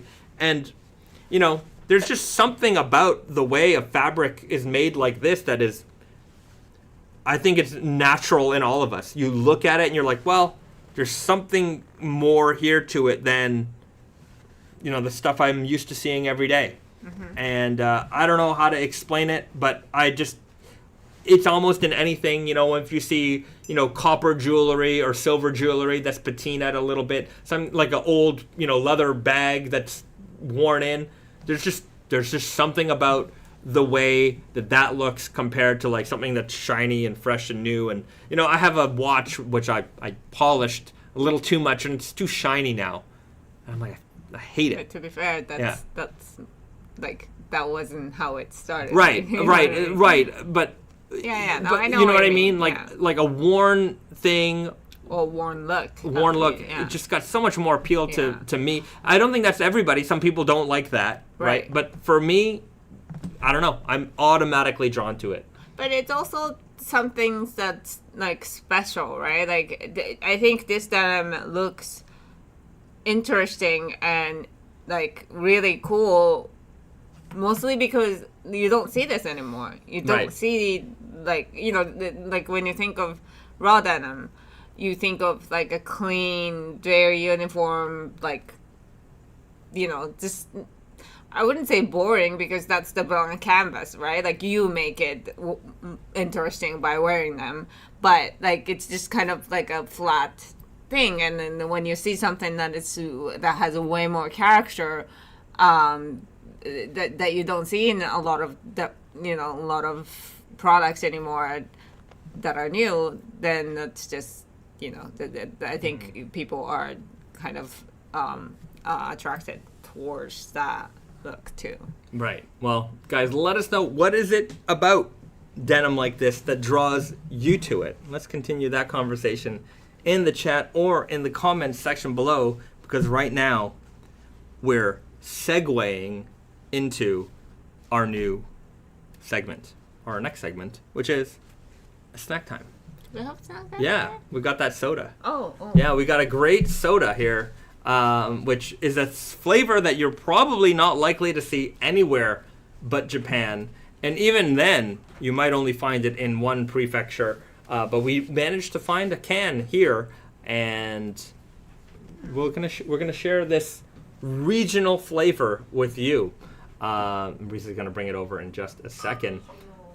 Regional flavor. It's the regional taste of Okinawa, Japan. Okay, Jameson Keating. One last question before snack time. MIJ with Japan Heritage fabric, possible? Possible. I would say that the Japan Heritage and Okayama Spirit actually come from the same mill, so they're basically cousins. So I would say if you like Japan Heritage, Okayama Spirit should, fulfill that need for you. But I could see us doing a Japan Heritage MIJ at some point. Slightly less obvious. Yeah. Slub. Yeah. I like that. Yeah. Too. All right. Brenton, can someone tell me if there was a hint on when the Wonder Looper stream will be? Oh, it will be. We'll tell you right now. So on the 28th. Wednesday the 28th, it's going to be evening time for us, morning time for you. I think I have it scheduled for 7. No. It's the evening time for the North Americans. It will be the same day morning for All us. right, I think it's 7 p.m. Eastern. Yeah. 7 p.m. Eastern on Wednesday the 28th. Anyways, it's in our last Wonder Looper newsletter, which you should all subscribe to, by the way. And subscribe to us on Wonder Looper YouTube. Wonder Looper YouTube. You'll find Risa and I there as well. But yeah, we're going to have a live stream on the 28th evening. I believe 7 p.m. I have to double check. But we haven't put the live stream link up yet, but it is coming. And Brendan, right, still eyeing that thick Fox Fiber sweatshirt behind me. That boy right there, 825 GSM. Bad boy. That's a bad boy over there. Coming soon. Speaking of heavy. Okay, speaking of heavy, we've got heavy glasses. Look at this glass. It looks like a bolt. Really cool. It's from my previous work, where I used to work many, many years ago. The good people at the Diesel Corporation, Diesel Jeans. They also do like a home collection, and they have these made in Italy super heavyweight bolt cups, which we got, and I really like them. And we're gonna have successful living. That's their motto: Diesel for successful living. I never noticed that. And so we're gonna be enjoying this shikwasa soda. Yeah, so shikwasa is another one of those like citrus fruit that is very famous from Okinawa. I don't actually see anything like it's one of those things where like Okinawa souvenir shikwasa. It's just very. And no other countries have shikwasa. I mean, they I don't might. know. Maybe they might. We just don't know about it. I never hear about it. I would imagine like Philippines or like Taiwan, like maybe that, like subtropical the countries should have that. But anyways, it is a very delicious citrus, very limey. Yeah. Very sour, tangy. It's like yellow, like fruit on the inside. Yeah, it's like it's green on the outside and yellow on the inside. Yeah. So, shikwasa soda, everybody. I've never had a shikwasa soda. Really? Okay. I grew up in Canada. It's also kind of relatively low calorie. Excellent. 18 calories per 100 milliliters. That's the way I like my sodas. Low in calories. So it's not low calorie, but... All right, let's do it. Let's do a pour. Yeah. Sorry, I kind of spilled. No problem. Get that ASMR. It's not the fizziest, but it's translucent, as you can see. You want more? Sure. Top me up. Yeah. There we go. All right. So we've got some shikwasa soda from Japan. Cheers. Smells nice.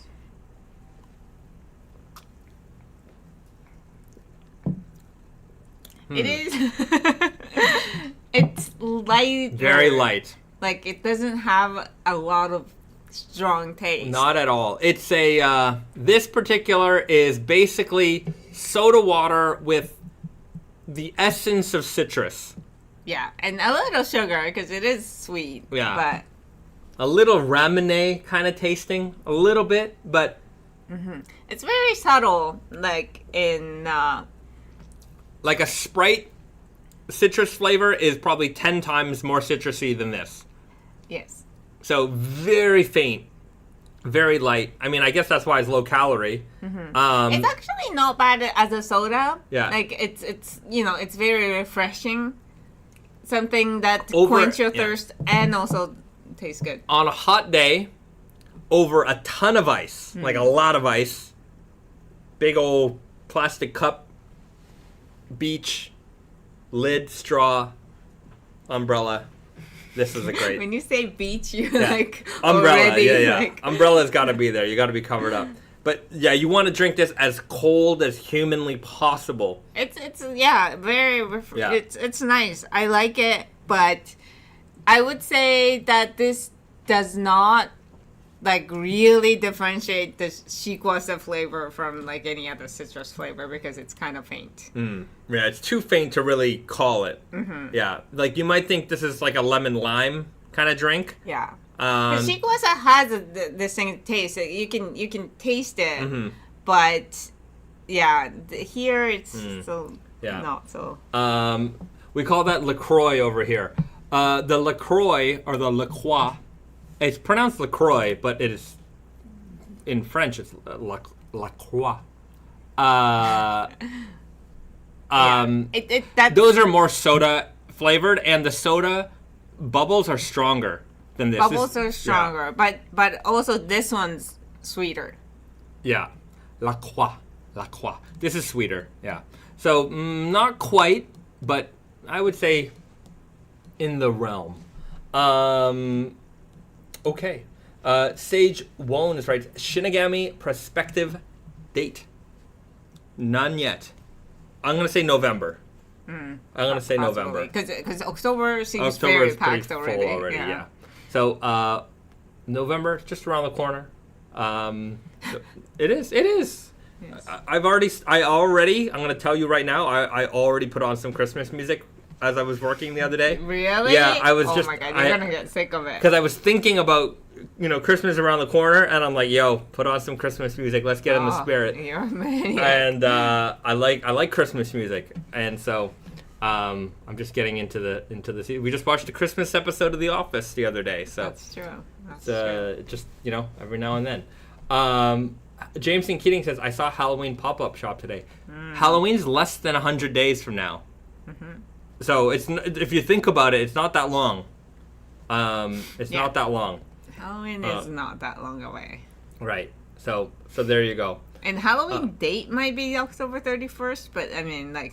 October is, right. Yeah, I have to start celebration like a while before. Yeah. So. Christy, has anything Halloween related coming up? Well, we've got the Halloween collaboration. Halloween, Michael Myers, John Carpenter's Halloween, the original.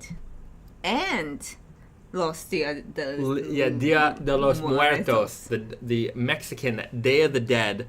That's coming out October 24th, I believe. Yeah, very close to Halloween. So we've got they're both Halloween. Very spooky related items. So with all that said, everybody, thank you so much for tuning in to another weekly live stream here on the Naked and Famous Denim YouTube channel, sponsored by the makers of these fine mugs and nothing else but these mugs, Naked and Famous Denim. You can get these on tateandyoko.com, as well as a few other things.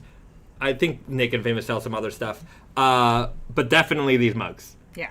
So if nothing else, get yourself these a mug. Too. And I think, maybe those shirts. Drink coffee, drink a soda, whatever you want. Put your pens in here, paper clips, whatever it is. Don't drink the paper clips; they're bad for you. They're good for paper, bad for your digestive system. Don't drink paper clips. The mug, the bad joke that keeps running. we'll see you guys next week. Do something nice for yourselves. Do something nice for somebody else. We'll see you guys really soon. We had a great time. Yeah. All right. Bye, everyone. Bye.